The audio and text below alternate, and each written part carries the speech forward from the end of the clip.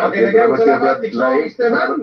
Antod sa sunod laing antod sa laing nga pwede ka pong musunod o pwede pong ka mag-schedule kung nakay dalahon din sa puro kamatuan. Nagkikig salamat isoon. Wato lang yung Biblia ang katotohanan. Bro Dan, nasin? Ay, Biblia pasultihon din. Katotohanan na lang. Bro Dan! Kaya po, sorry. Yes. Yung mga presentation ba, pero Okay. kapag ni Katoliko. Go ahead, Bro Dan. Okay na po. Okay, dahil mong nang hindi kinahang doon yung information ng buhok, kaya kuha ni Pistas. Bro Dan! Ganun lang. Hello. Ano sa dami kamera na ba? Kaya inggit ikaw sa mong buhok, kaya baga kayo pa rin babaw. Okay, bro. Sige, bro. Kung sana lang ko kay ingon man gud ako nung pangtaan tong paganihan ni sa Katoliko nga ang Katoliko dili Adventist mo na yung pagkatultigot. Jadi halang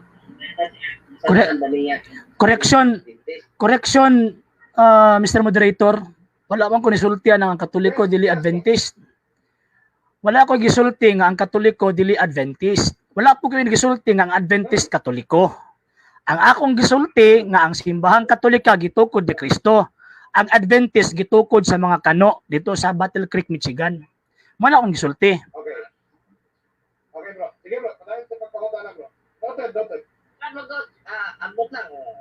Siguro nasipiat lang ka. Wala nang minutong pero ako klaro man sa akong pagkadungog. Nga nangingot ka nga, ang Katoliko di na Adventist. Anak man ka. Wala mo tanang mo pangutana ba? Di. Pero kay ningon makangawatay ka na. Di. Lain usbon yun na. Usbon na ako. Usaba. Ang kanabang tawag na Seventh-day Adventist, kung sabay pagkasabot nimo niya. Ang pagsabot na ko ng Seventh-day Adventist Church, usan na kapundok tungod sa pagka-discourage nila kang William Miller. Okay. Tungod sa ilahang pagka-dismaya kang William Miller kang nagtagna-tagna lagi, kay man to ang First Adventist, dili man kamo. Dili man si Ellen G. White. Ayaw kong tawagan kung ako aning tubag. Ayaw ko object. Ay, sige po. Nawala. Okay, ane. Okay. Ang akong tubag simple lang. Kanang giingon nga Adventist, ang akong pagsabot based sa mga standard nga references, number 1 is gitukod lang naglunlong tao. Dili Diyos gatukod ana. Gitukod na sa mga kano dito sa Amerika.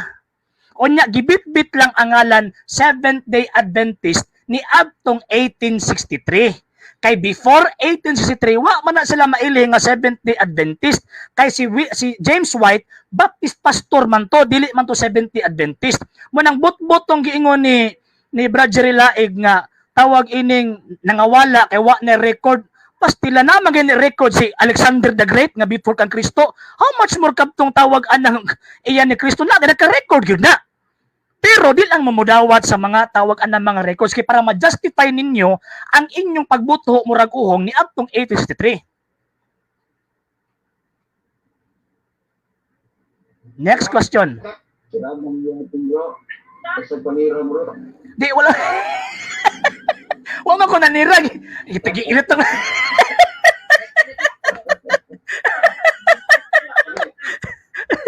Sige. Next question. Ang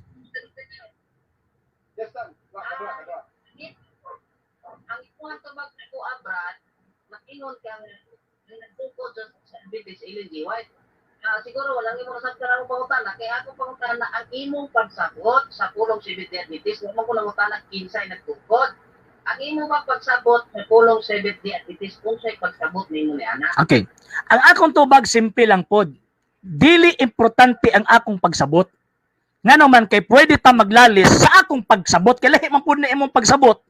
Kung muhatag ako ang pagsabot, posible nga maglalis ta. Munang musandig ko og mga libro og mga ebidensya, paghatag og prueba nga kanang pundok nga imong gipasakupan, tinukod lang nagkano. Tinukod lang nag-Amerikano ba? Way kalabutan ng Kristo.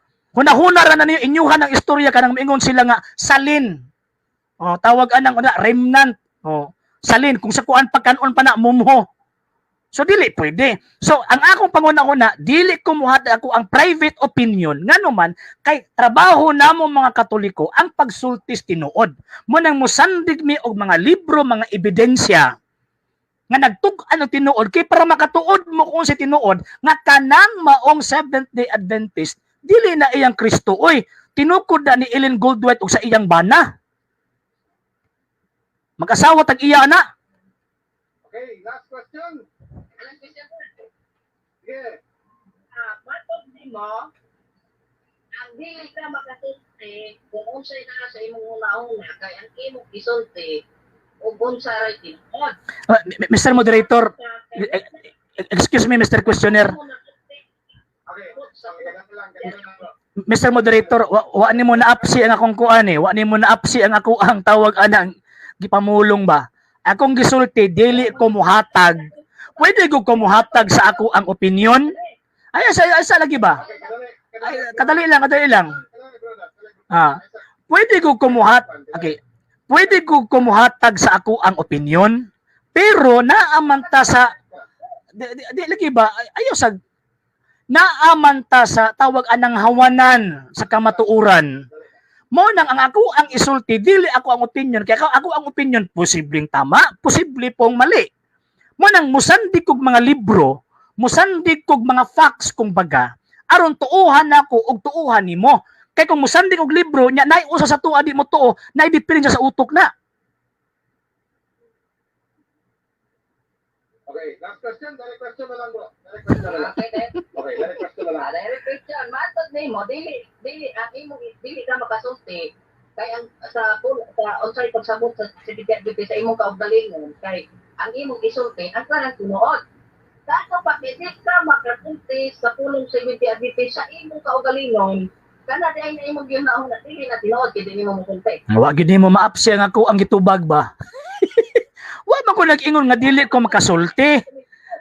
Sa ba wala man ko nag-ingon nga nisulti na gani ko karon. Ang punto nako ako ang opinion. Kaya ang atuwa din is facts. Wala ki. Facts man ang atuwa din dili man opinion. Kaya kung opinion adi na lang ta mag-irgo diri. Mag-share na lang ta tong opinion ug mauhon. So ang point nako kung unsa akong opinion ako ana, kung unsa ang imong opinion imo hana, ang point to dinhi is ang facts. Ang tinuod ba ang kamatuuran kay para masabtan nato nga kini atong duha ka managlahing opinion mag-abot ni sa kamatuuran kung unsa gisulti ni anang maong libro.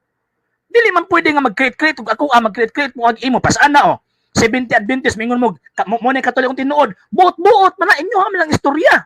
Kay ang tinuod usa lang gyud ka simbahan Katoliko nga maon ng Romano Katolikong simbahan. Wala mo'y labot man nang ingong ganina squatter ng Seventh-day Adventist.